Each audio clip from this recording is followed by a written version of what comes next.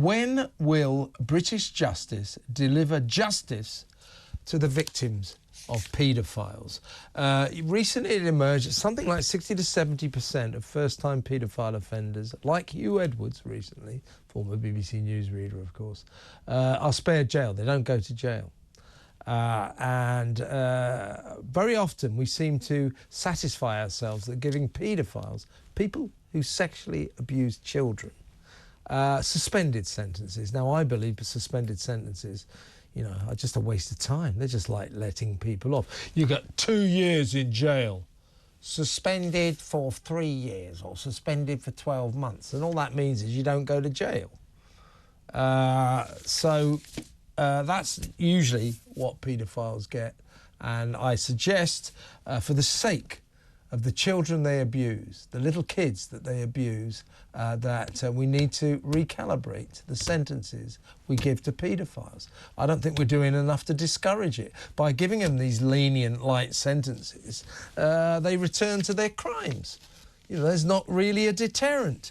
Let's talk about a particularly egregious double example recently in the excellent company of former New Scotland Yard detective, and he is now an online safety consultant, Jonathan Taylor. Welcome to the show, Jonathan. Thank you, Kevin. Yes, good evening.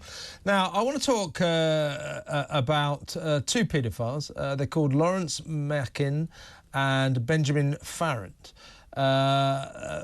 Last week, these two specimens got suspended sentences, as per.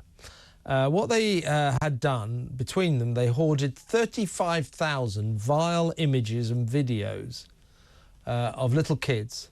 Some of them formed a disgusting gallery of depravity, you know, featuring 3-year-old girls being abused. Now, both these people, both these guys, they're youngish guys in their 20s, 30s, walked. There they are. They walked. They got suspended sentences, and off they go. The judge said, you know, the trouble with people like you, he actually said, individuals like you do not stop offending. Well, Jonathan, I would suggest that one of the reasons they don't stop offending is we don't sentence them harshly enough. What do you make of this? First things, I would totally agree with you, Kevin. I mean, in the time I started investigating these back in 1997, so we're talking 27 years ago, nothing's really changed. And of course, what these two young horrible individuals had to their advantage was their age, which is one of the mitigating factors for not actually. So you get these sentencing guidelines that the judges and even magistrates have to abide by. So they'll look at them, they've pleaded guilty, so straight away that's considered to be a remorse. If you can prove a mental disorder, and one of them, he talked about autism. So all these things get fired at the judge to make sure they don't actually get a custodial sentence. Because obviously the category of images, you know, what does it say about our society when you actually categorize images? If it's an indecent image of a child, it's an indecent image of a child that's a crime scene. Absolutely. Whether it's an A, B or C. So that's why in these two cases, they were fitting these sort of mitigating factors that defence could jump onto to make sure they didn't go into prison, received a suspended sentence, which therefore leads to the argument that means they can now go and be rehabilitated with prevention orders put in place so they won't offend again. And yet, as you say, what did the judge say? You will probably no doubt offend again. Yeah. So this was at Worcester Crown Court. As you say, Jonathan, Machin is 26, so reasonably young, and Farrant is 31. Now, if you take into account Hugh Edwards' case recently and what emerged from that, I mean, everyone going, hang on, you know, he had some pictures, he hoarded some pictures that were of the worst type. Why is he walking? Why is he not going to jail? A lot of people said, oh, it's because he's very famous and all that. It wasn't. It was to do with sentencing guidelines, that something like 70% of first-time paedophile offenders in this country do not go to jail. Now, I know we've got overcrowding in our jails, but I think we have to prioritise crime.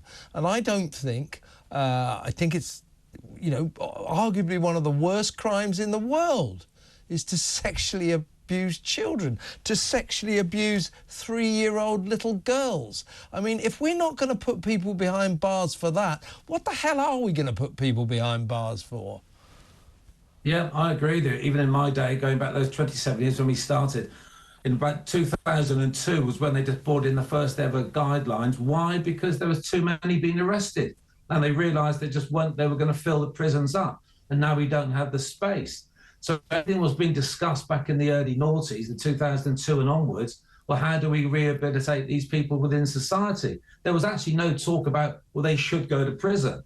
And yet that's exactly where they should be, because we are talking about the abuse of children. And before people will say, well, no, they were just looking at images, that's the worst thing. One, it leads on to abuse. Two, it means because you've got these individuals who can go onto the internet or file sharing systems, or in this case, the dark web, and look at these millions of images, that means it will just never stop, because you've got these hundreds of thousands of individuals, these sick individuals who are simply looking at the images, which means more children will be abused.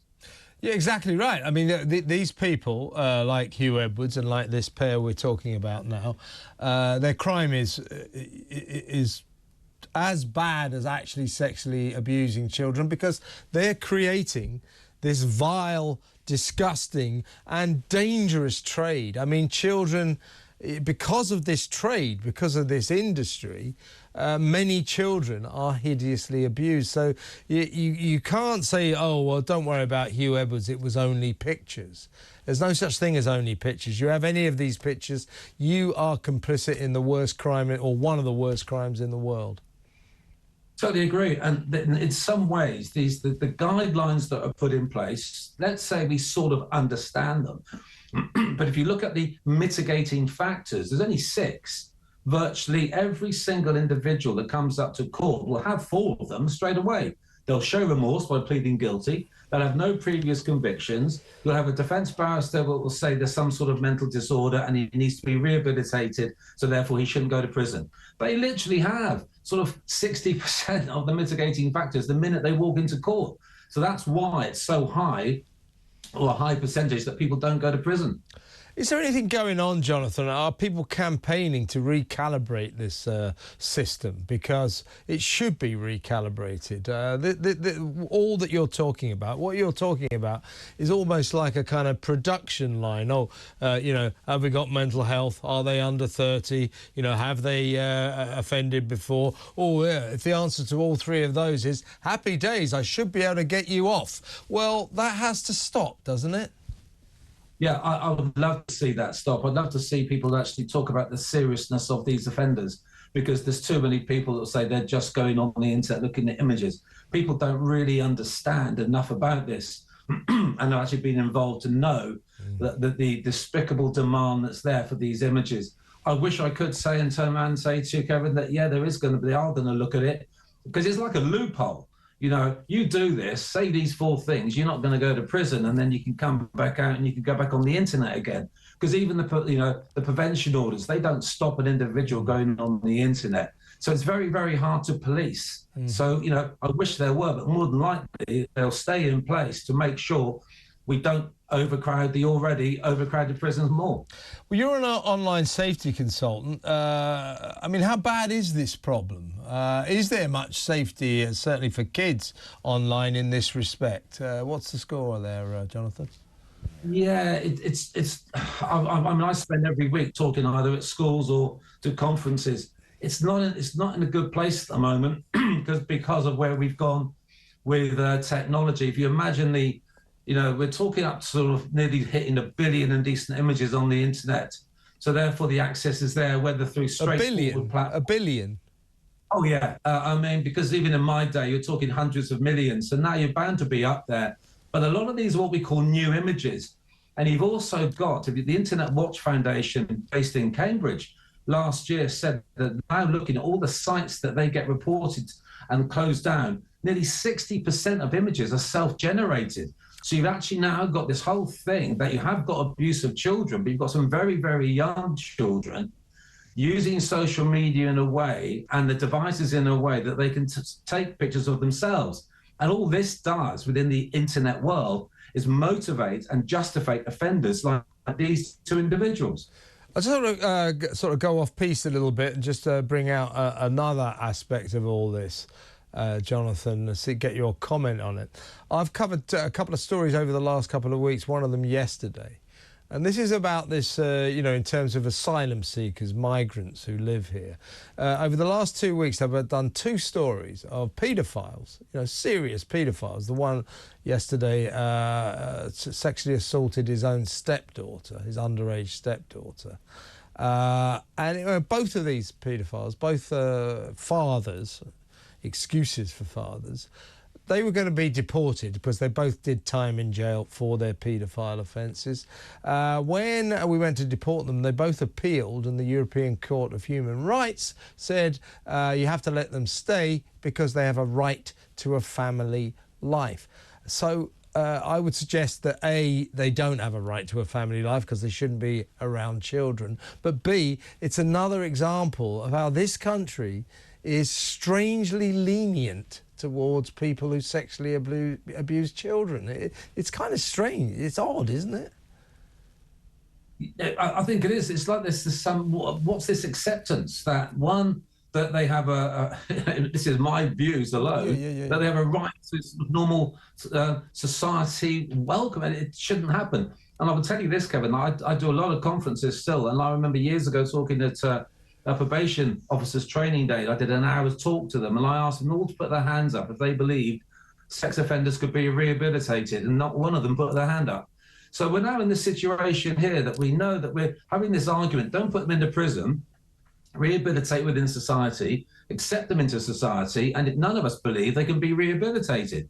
It's like this vicious circle. Yeah. And as you say, we've also got the issue with people coming into the country now that we actually have no control over. And then you've got courts, European courts, other courts actually not dishing out what they should be dishing out, which is custodial sentences. Absolutely. I just think that, you know, I'm not a sort of lock them up, throw away the key type, but, you know, I think with paedophiles, we should lock them up for a long time. It's the best we can do, because this judge at Worcester Crown Court is exactly right. You cannot rehabilitate a paedophile. That's a sexual inclination. It's like saying, oh, that, you know, we can make this gay person not gay. It's not doable. So these people will always be paedophiles.